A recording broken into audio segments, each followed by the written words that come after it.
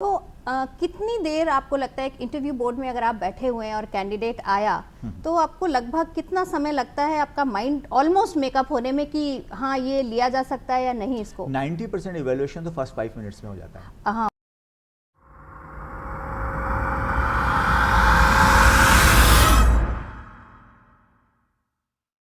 तो जैसे आप यूपीएससी में भी रहे और भी इतनी सारी ऑर्गेनाइजेशन में आपने बहुत सारे इंटरव्यूज लिए होंगे, तो अगर मैं यूपीएससी एस्पिरेंट्स के पॉइंट ऑफ व्यू से पूछूं कि एक कैंडिडेट में सिलेक्शन के लिए क्या देखा जाता है, इंटरव्यू बोर्ड के लोग क्या देखते हैं?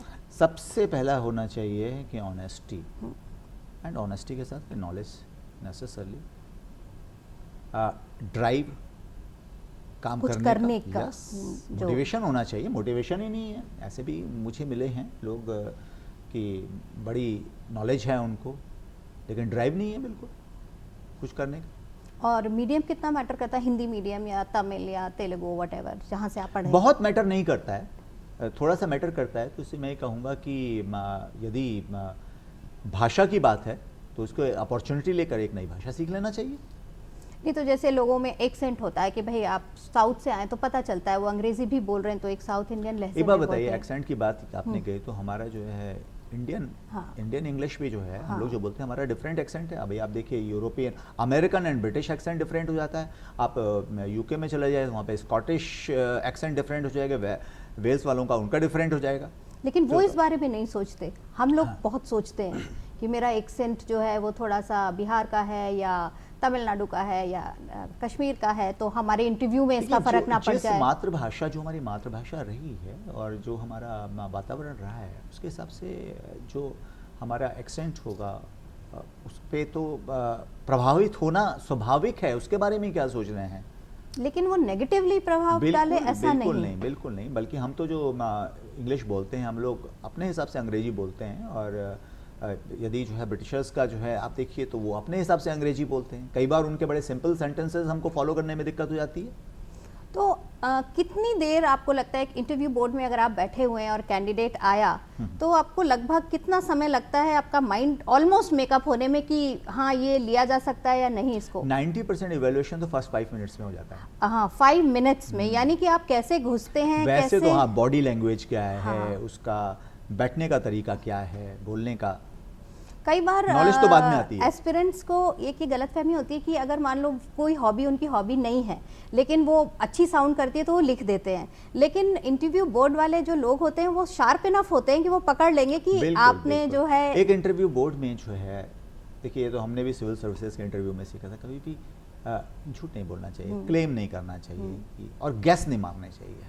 नहीं आता तो नहीं मारना आता, चाहिए। नहीं आता तो नहीं बोल आता। दीजिए। बी ऑनेस्ट, हाँ।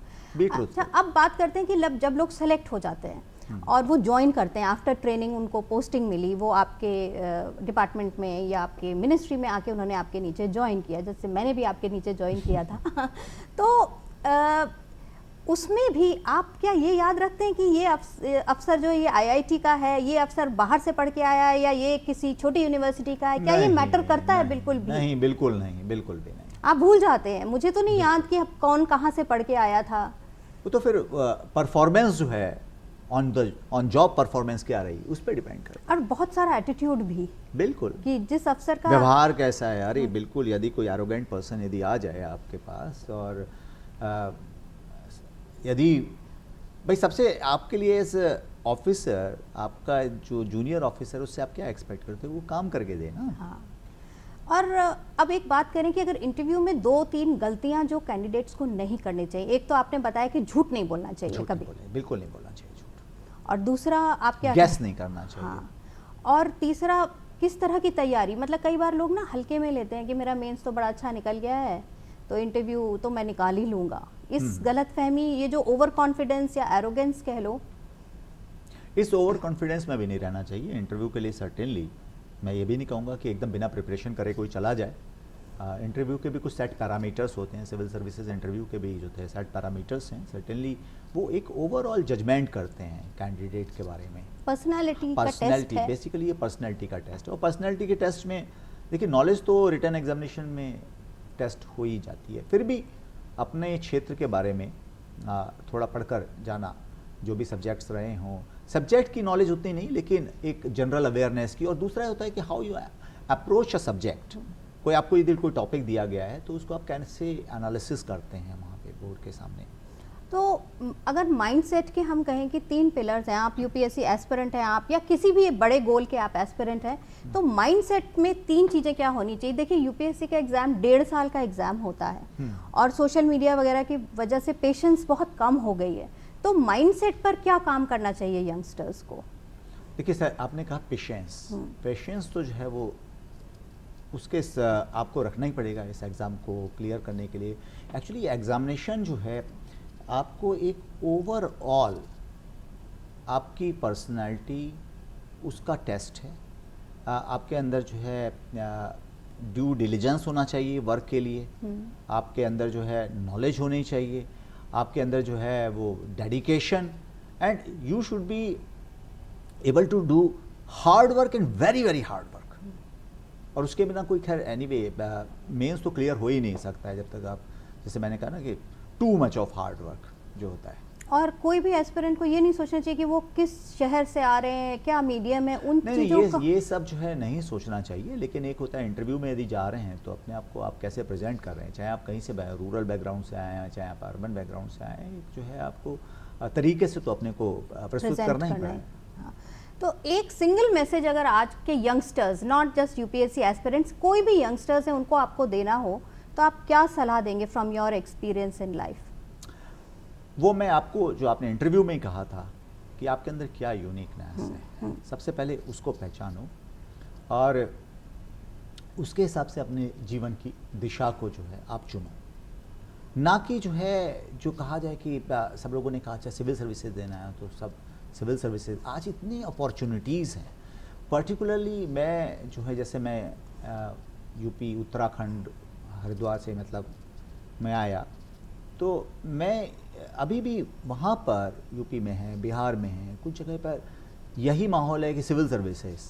अब इतनी अपॉर्चुनिटीज़ जो है वो जीवन में आ गई हैं कि आपको बहुत सारे और कैरियर जो हैं हो सकता है वहाँ पर जाकर आप बेटर कर सकें।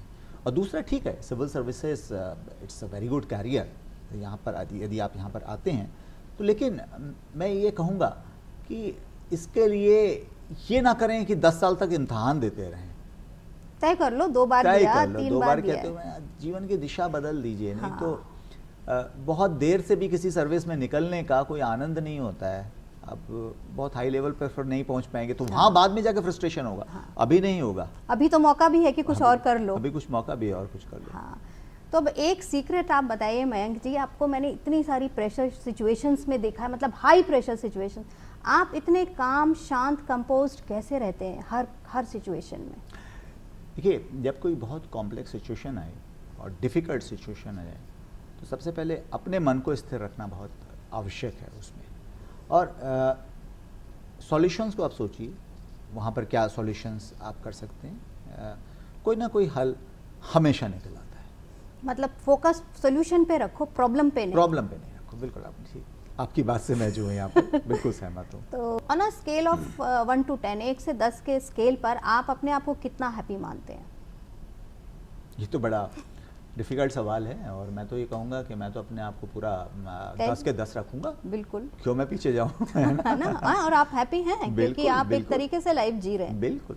तो शुक्रिया आपका, आपने इतना सारा समय दिया हमें और इतना कुछ आपने इंस्पिरेशनल कहा। मुझे पक्का यकीन है कि सारे एस्पिरेंट्स, सारे यूथ जो कुछ बनना चाहती है कल, they will get lots out of this interview. उनको बहुत कुछ सीखने मिलेगा। So thank you very much. धन्यवाद अनुपमा जी। और हम फिर मिलेंगे, हो सकता है कुछ और सवाल हो हमारे पास। अवश्य, आपका हमेशा सदा स्वागत है। शुक्रिया, धन्यवाद।